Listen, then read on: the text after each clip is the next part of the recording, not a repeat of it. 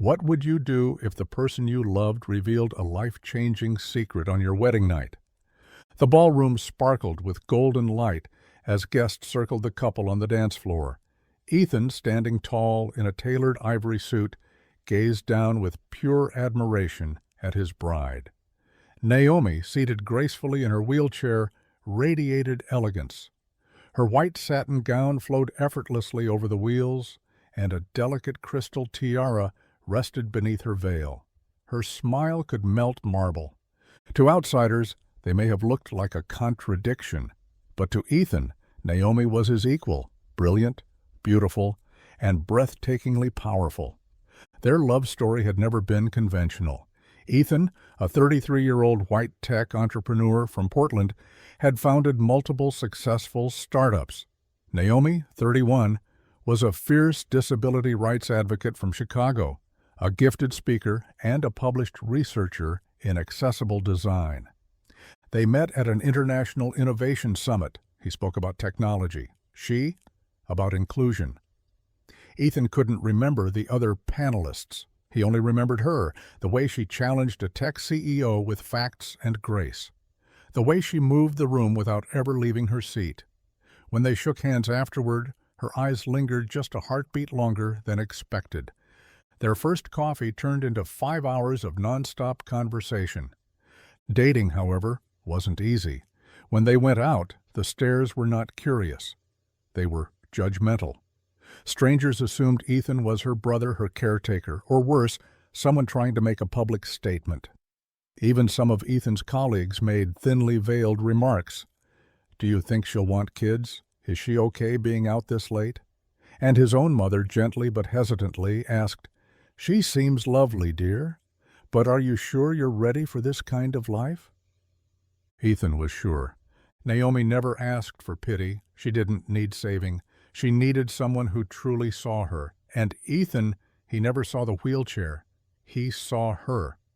Naomi had spent years protecting her heart from men who fetishized her or saw her as a test. Slowly, she allowed herself to believe this was real, that this man wasn't fascinated by her, but fascinated with her. Their wedding was intimate yet bold, a beautiful mix of cultures and styles. Naomi wore her mother's earrings. Ethan wore hand-beaded cufflinks gifted by her father. Friends flew in from across the globe to celebrate the quiet and defiant love they had built. But beneath Naomi's radiant joy was a truth she'd carried alone for 2 years. That night in their honeymoon suite, softly lit by candlelight with rose petals across the bed, Ethan poured champagne while Naomi sat on the edge of the bed still in her gown. "Ethan," she said gently, "can we sit for a moment?"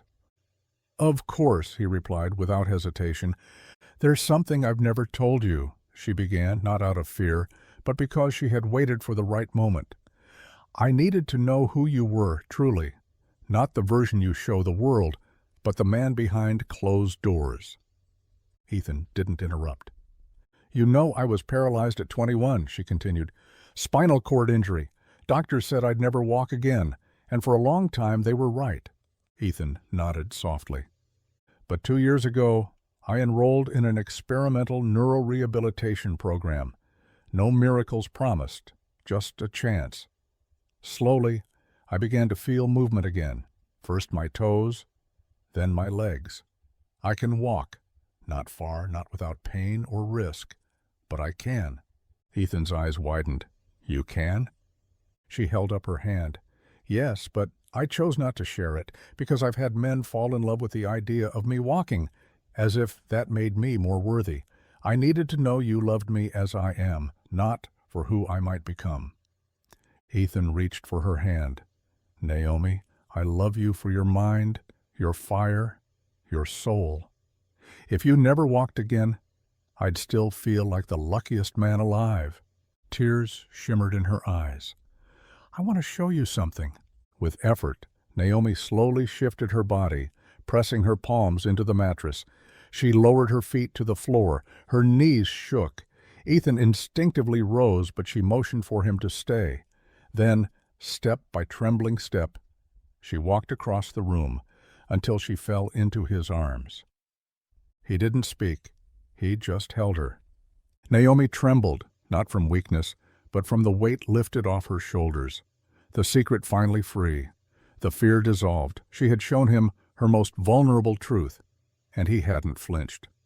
"You didn't have to prove anything," he whispered near her ear. "I know," she smiled. "I just needed to trust you." Ethan's smile glowed. "Then I want you to know, nothing changes.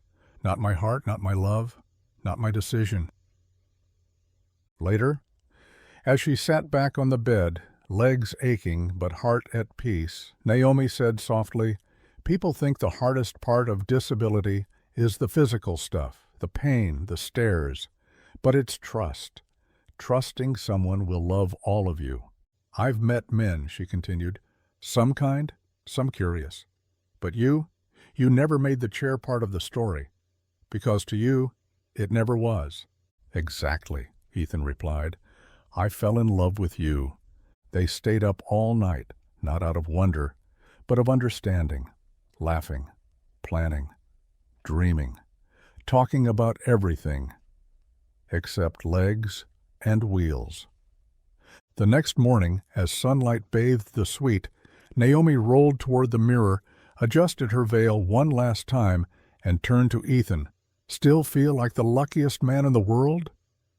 He leaned against the doorframe, smiling. "Even more than yesterday." Downstairs, guests noticed her back in the chair, but said nothing. Well, almost no one. An older woman whispered, "He must really love her. She's so lucky." Naomi heard it. She turned to Ethan and whispered, "Think I should tell her I booked this entire hotel for our honeymoon?" He laughed. "Nah, let her stay in awe." Weeks later, Naomi decided to share her truth, not for validation, but for visibility. She uploaded a video titled, "What They Miss When I Stand." In it, she shared her story. Not as inspiration, as education. Halfway through, she slowly stood, using a cane, took a few careful steps, then returned to her chair. "People cheer when I stand," she said, "but they don't see the strength it takes to sit here every single day. I'm not stronger because I walk. I'm not more worthy. This chair is not my weakness. It is my freedom." The video went viral. Ethan watched from the background, never stepping into the spotlight.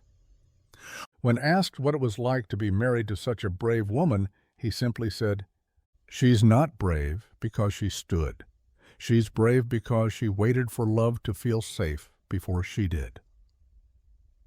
3 years later, for their anniversary, Ethan gave Naomi a leather-bound journal. Inside the cover he wrote, "I fell in love with a woman who rolls. I married one who walks.